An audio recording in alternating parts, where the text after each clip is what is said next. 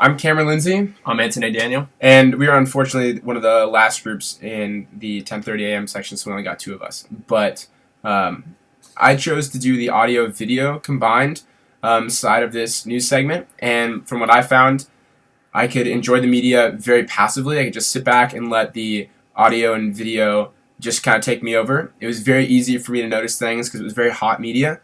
So for me, like, for example, when the guy left, when the interviewee had to leave early, for me as an audio video viewer, it was very easy for me to interpret that and to know, like, oh, this guy was leaving. Well, if I was, let's say, like reading just the text version of it, it would be something that I would have trouble with and I wouldn't know till the very end. So for me, I could just sit back in my chair, watch what was going on, and interpret all very easily. For me, I did the text section. One of the pros was that I was able to go over and look at what each individual speaker was saying. I'd imagine that for viewers or people who are looking at or listening to the audio, they were able to not necessarily process as much of the back and forth compared to somebody who was just reading the transcript. The con, however, was that you had no sort of context as to what was going on when these words were said.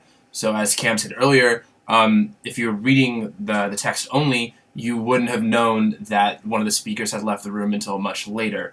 And you also wouldn't have known at what point and what manner or what must have been said to cause him to actually physically leave that interview.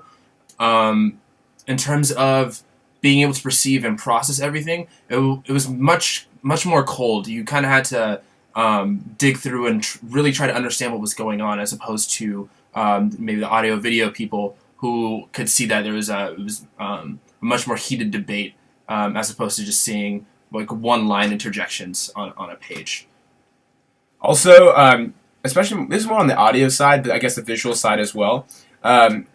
Everything was a lot more polarizing. So when they were having their argument, for me as an audio-video viewer, everything was like, wow, this guy must really have a problem with this other guy.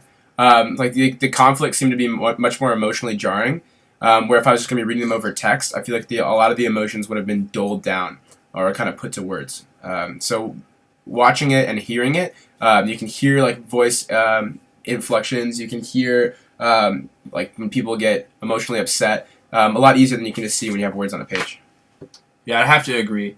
Coming from the text end, again, you really didn't have any context, and also you didn't really understand the emotional states that both speakers were presenting during this interview.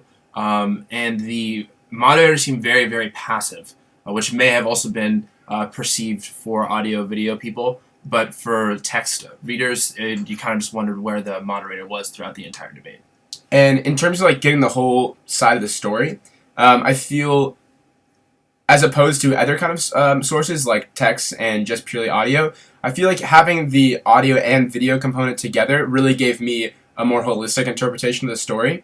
Like I said earlier, you're able to get kind of a more honest look into the emotional side of things and visual things where you wouldn't get on just a pure text basis. So for me, I felt like I got more of the story than another viewer.